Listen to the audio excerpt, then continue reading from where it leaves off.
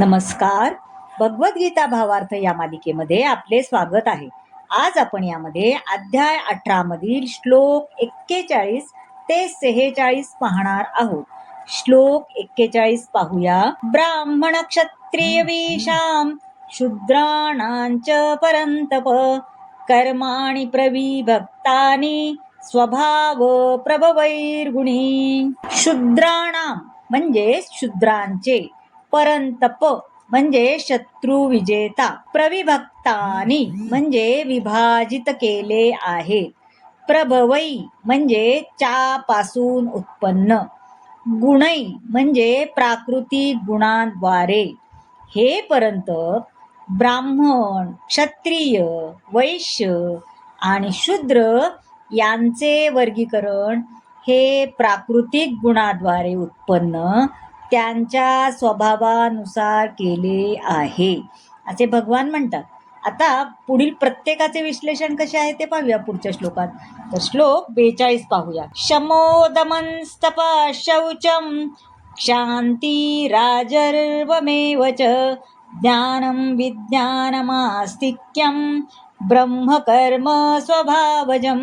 शमः म्हणजे शांती, दमः म्हणजे आत्मसंयम, शौचम म्हणजे पावित्र्य, क्षांती म्हणजे सहनशीलता, आर्जवम म्हणजे प्रामाणिकपणा, आस्तिक्यम म्हणजे धार्मिकता. आता शांती, आत्मसंयम, तपस्या, पावित्र्य, सहनशीलता, प्रामाणिकपणा, ज्ञान, बुद्धिमत्ता आणि धार्मिकता या स्वाभाविक गुणानुसार ब्राह्मण कर्म करतात.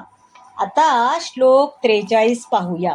शौर्य तेजो धृतिर्दाक्षम युद्धे चाप्यपलायनम दानमीश्वर भावश्च क्षात्रम कर्म स्वभावजम. शौर्यम म्हणजे शौर्य, तेज म्हणजे शक्ती, धृती म्हणजे निर्धार, दाक्षम म्हणजे दक्षता, अपलायनम म्हणजे पलायन न करता. शौर्य, तेज, निर्धार, दक्षता, युद्धामध्ये धैर्य, औदार्य आणि नेतृत्व या स्वाभाविक गुणांनुसार क्षत्रिय कर्म करतात.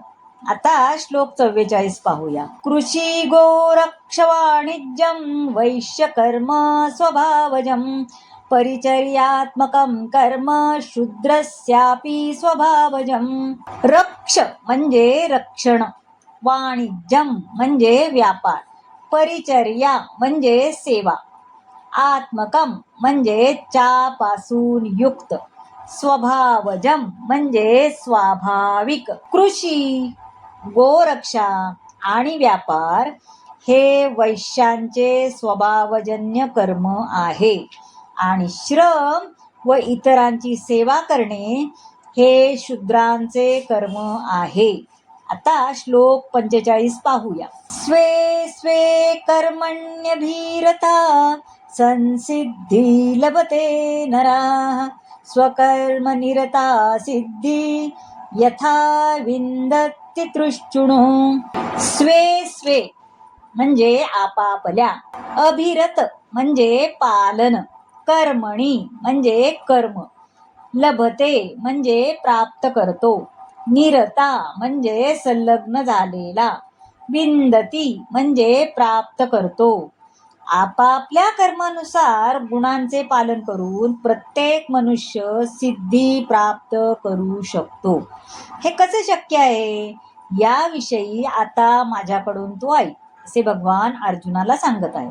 आता श्लोक 46 पाहूया. यथा प्रवृत्तिर्भूतानां येन सर्वमिदं ततं स्वकर्मणा तमभ्यर्च सिद्धिं विंदति मानवाः. यताः म्हणजे यांच्यापासून, भूतानां म्हणजे सर्व जीवांचा, येन म्हणजे ज्याने, कर्मणा म्हणजे स्वकर्माद्वारे, अभ्यर्च म्हणजे पूजन करून, सर्व जीवांचा उद्गम आणि सर्वव्यापी असणाऱ्या भगवंताची पूजा करून मनुष्य आपल्या स्वकर्माद्वारे सिद्धी प्राप्त करू शकतो.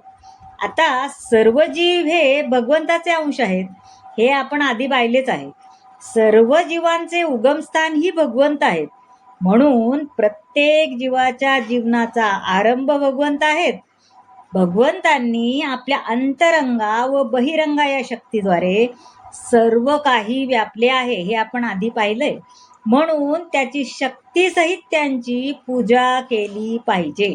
सामान्यतः वैष्णवजन त्यांच्या अंतरंगा शक्तीसहित पूजा करतात आणि बहिरंगा शक्ती ही पृष्ठभूमी आहे, परंतु भगवंत त्याच्या परमात्मा या विस्तारित रूपाद्वारे सर्वत्र स्थित आहेत. ते सर्वांचे परमात्मा आहेत. म्हणून मनुष्याने जाणले पाहिजे की भगवंताचा अंश या नात्याने त्यांची सेवा करणे हे आपले कर्तव्य आहे. पूर्णतया कृष्ण भावना भावित होऊन भक्तीमध्ये प्रत्येकाने संलग्न झाले पाहिजे. हीच गोष्ट या श्लोकात सांगितली आहे. प्रत्येकाने जाणले पाहिजे की इंद्रियांचे स्वामी ऋषिकेश यांनी आपल्याला विशिष्ट प्रकारच्या कर्मात नियुक्त केले आहे. पूर्णतः कृष्ण भावना भावित होऊन त्याने जर सदैव असा विचार केला तर भगवंताच्या कृपेने तो सर्व गोष्टी तत्वतः जाणू शकतो. ही जीवनाची सिद्धी होय. भगवंत सांगतात तशामहम समुद्धरता. भगवंत स्वतः अशा प्रकारे भक्ताचा उद्धार करण्याचे उत्तरदायित्व घेतात. हीच खरी जीवनाची संसिद्धी आहे. म्हणून कोणतेही कर्म करीत असला तरी तो जर भगवंताची सेवा करत असेल तर त्याला निश्चितच परमसिद्धी प्राप्त होईल. तर मंडळी, 4 वर्ण कोणते, ते कसे काम करतात, कोणते काम करतात हे सांगणारा हा भाग तुम्हाला कसा वाटला नक्की सांगा. आवडला असेल तर लाईक करा, शेअर करा, सबस्क्राईब करा आणि कमेंट जरूर करा. धन्यवाद.